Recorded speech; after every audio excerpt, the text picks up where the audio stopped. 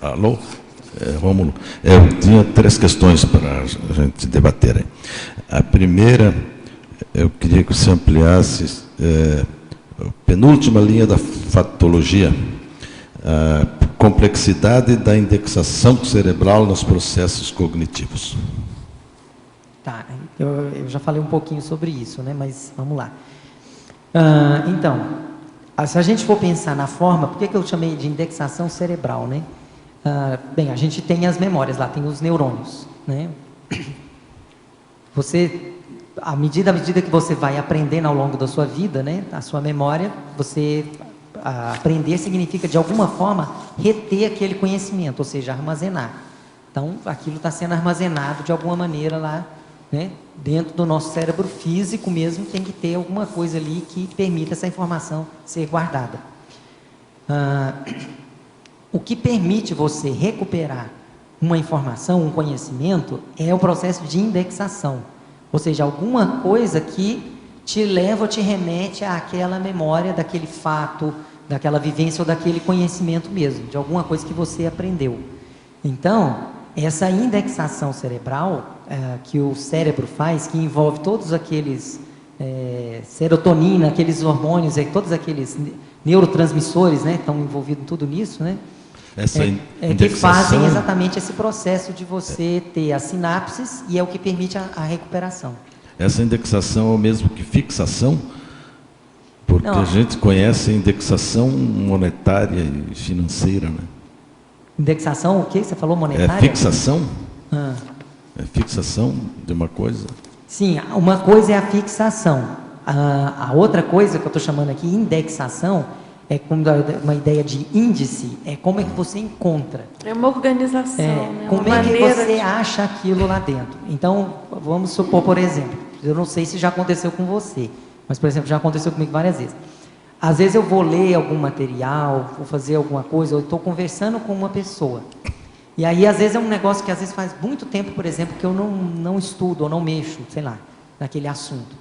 E aí, quando eu pego aquele assunto e começo a ler, ou começo a discutir com a pessoa, começo a vir na minha lembrança determinados fatos, ou às vezes algumas coisas relacionadas com aquele assunto. E às vezes, até para minha própria surpresa, eu falo, nossa, nem lembrava de que eu sabia esse negócio aqui. Nem lembrava disso. Quer dizer, aquilo não estava assim no meu uso cotidiano, não estava, né? Mas ele estava armazenado em algum lugar. Estava lá. Né? Agora, o que me permitiu com que eu pudesse fazer a recuperação dessa informação naquele momento? É esse processo de indexação que o cérebro faz, né? Porque às vezes está armazenado, tanto é que, por exemplo, quando se estudam, às vezes aquelas pessoas que sofreram lesão, né? Que os neurocientistas gostam de estudar, por exemplo, pessoas que têm esse processo, para ver como é que funciona o processo físico do cérebro, né? Então, às vezes a pessoa, por exemplo, lembra de, sei lá, tem uma amnésia, lembra de uma coisa que se passou há muito tempo, não lembra do que aconteceu agora, né? Então, esse processo de indexar, ou seja, qual é o caminho, né, que se faz para chegar até aquela informação, né, é uma coisa que a neurociência ainda está estudando e nós estamos tentando entender, mas a gente vê que não é uma coisa simples, né, vamos dizer assim, né? Tem todo um processo intrincado aí de informações que o cérebro usa, né, para que permita essa recuperação da informação. Essa recuperação da informação que você falou ocorreu, eu comecei a reestudar o latim, e aí fui para o direito romano, e começaram a vir coisas que eu tinha estudado há 3 décadas atrás, então estavam guardadas em algum escaninho da mente. Acho que você comenta na auto-organizaciologia, né, na página 3, a qualificação, a sofisticação desse processo, né? Aonde que você está dizendo? Antes da acabativa.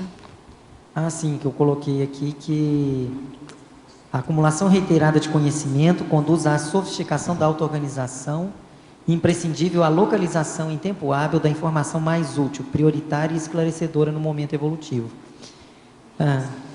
Tem relação com isso, né? Então, essa forma da gente guardar a informação, né, e à medida que você vai adquirindo mais conhecimento, chega algum momento que, se você quiser, na verdade, ter mais, você tem que organizar aquilo de alguma maneira, porque senão você fica meio perdido. Não é assim? Então, por exemplo, sei lá, né? Porque, às vezes pode ser de uma área simples, vou falar da minha, né? Que às vezes a pessoa, todo mundo pensa, computação só tem aquilo, é aquilo, né? Mas na verdade, quando você começa a estudar, tem muita coisa ali no meio, né? E você não vai saber tudo de cabeça, assim, de cor, né? Mas você tem que ter uma forma de organizar esse conhecimento que você adquire. Né? Em toda a área de conhecimento você tem isso. Por isso que você tem o processo da especialidade, você tem o processo da subárea. Então você tem formas de organizar, até mesmo, por exemplo, quando você coloca os tópicos, os itens relacionados com aquele conteúdo que você está estudando, né?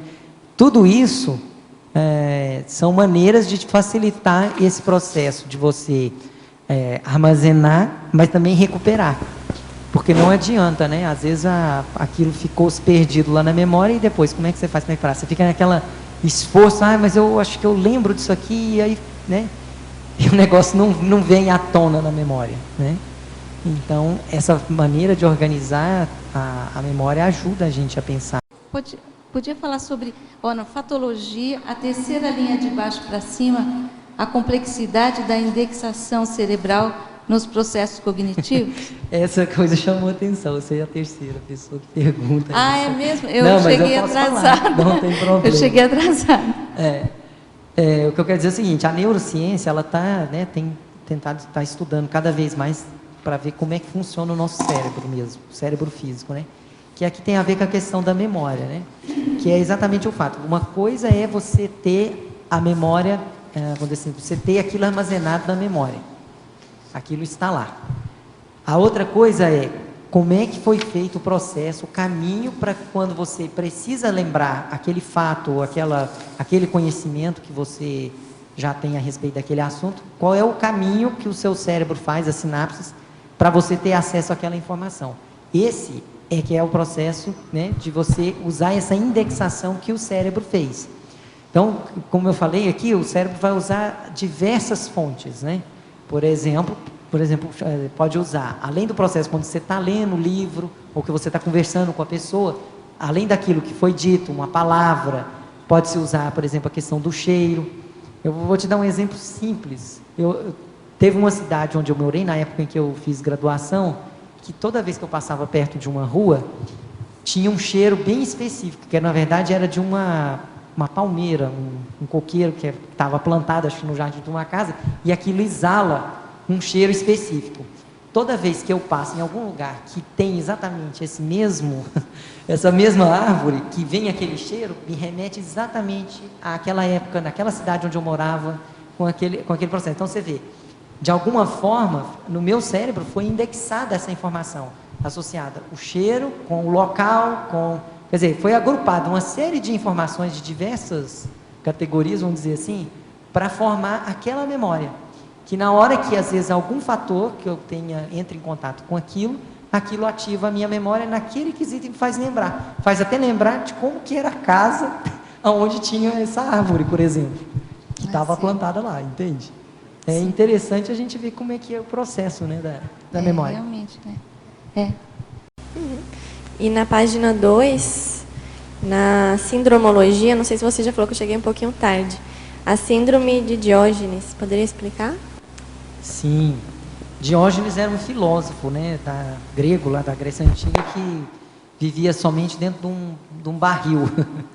Mas, na verdade, a síndrome ganhou o nome dele, mas, assim, nem tem tanta relação mais direta com o que ele exatamente fazia na época. Mas o fato todo é o seguinte, essa síndrome de Diógenes, na verdade, é a mania de acumulação que, às vezes, a pessoa tem. Às vezes, até lixo. Por incrível que pareça, tem gente que acumula lixo.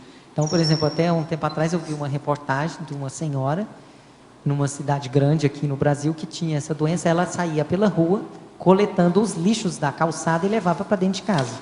Ela não levava para descartar, ela levava para guardar.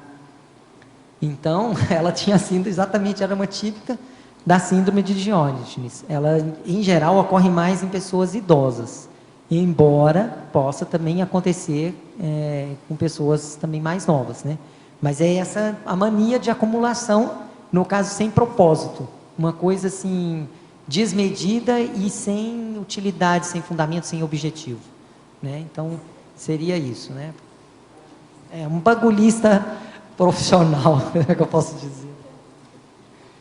Agora, em parafatologia, na página 1, segunda linha. Gostaria que relatasse a recuperação de cons através de autorretrocognições.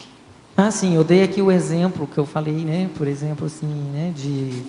Você, por exemplo, vai estudar uma determinada área do conhecimento e você começa a ler aquilo, pode ser que você nunca viu aquele assunto, por exemplo, na sua vida, nessa vida atual. E aí você começa a ler aquele assunto e fala, mas isso aqui eu já conheço, isso aqui não me é estranho. E você começa a ler e você começa a ver que você tem um conhecimento ali que, na verdade, você já, entre aspas, já sabia, mesmo não tendo ainda se aprofundado ou estudado isso, às vezes, nessa vida. E isso é exatamente o quê? É o processo da autorretrocognição. Às vezes não vai vir a imagem perfeita de você na outra vida, o que é que você estava fazendo. Mas às vezes aquilo vai ficar de uma forma que você fala, não, eu não tenho dúvida que isso aqui eu já devo ter feito em alguma outra vida, porque, né, às vezes a facilidade com que você tem com aquele tema, com aquele assunto, vai te denunciar, né? O negócio vai ficar meio na sua cara. Então, isso é uma recuperação de cons, na hora em que você começa a ver que você fala, poxa, tem esse conhecimento aqui que, na verdade, de alguma forma eu já tenho um domínio dele, mesmo sem ter estudado tanto sobre esse assunto. Da onde é que vem isso? Provavelmente é das vidas anteriores. Então, você tem, nesse processo, né, a questão das autorretrocognições. A pessoa ter que ficar mais atenta. Inclusive, isso pode até, vamos dizer assim, às vezes, disparar o processo da autorretrocognição de fato, né? Naquela em que você vai vir a imagem, vai vir toda a vivência que você teve na vida anterior.